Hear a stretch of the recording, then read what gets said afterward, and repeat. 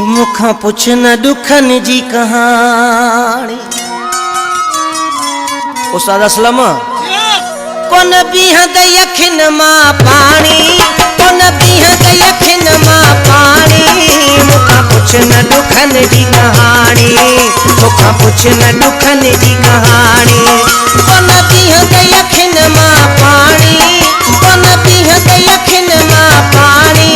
मुखा पुछ न दुखन जी कहानी, मुखा पुछ न दुखन जी कहानी।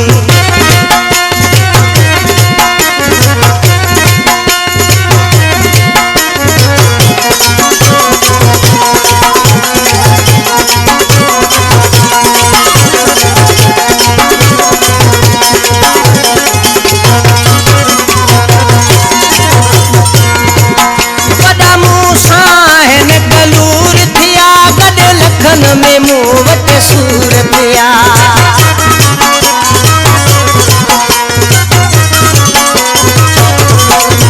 बड़ा मूसा है न कलूर थिया।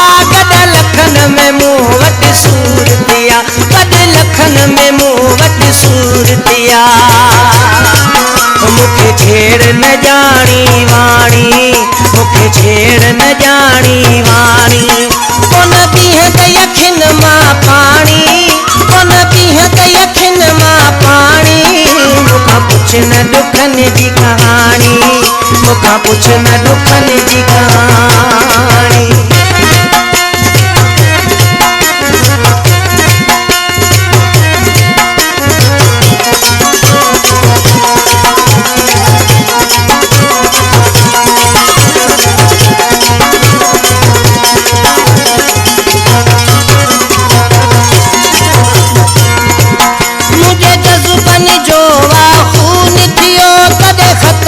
चैन सुकून थियो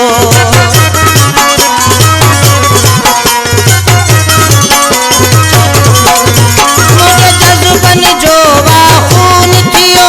कदे खत्म हुआ चैन सुकून थियो, कदे खत्म हुआ चैन सुकून थियो। दिल रोई पिरोज ने माणी, दिल रोई पिरोज ने माणी।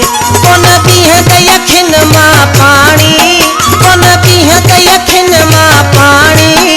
मुखा पुछ न दुखन जी कहानी, मुखा पुछ न दुखन जी कहानी।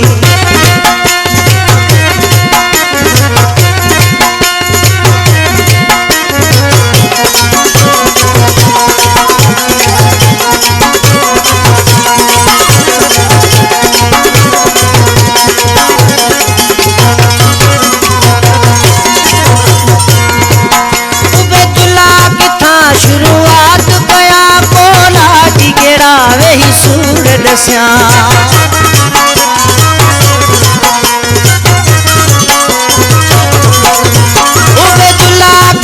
शुरुआत कया बोला जी गेड़ा वही सूर दस्या, बोला जी वही गेड़ा सूर दस्या।